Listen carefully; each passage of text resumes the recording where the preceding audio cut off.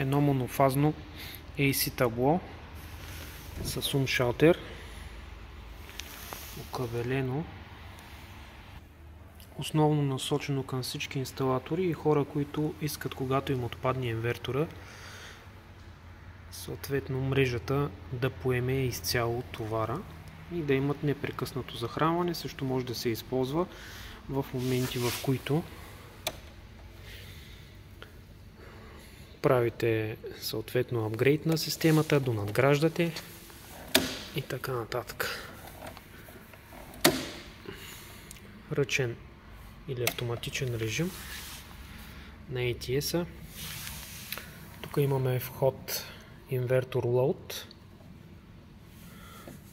Тук имаме вход консуматори.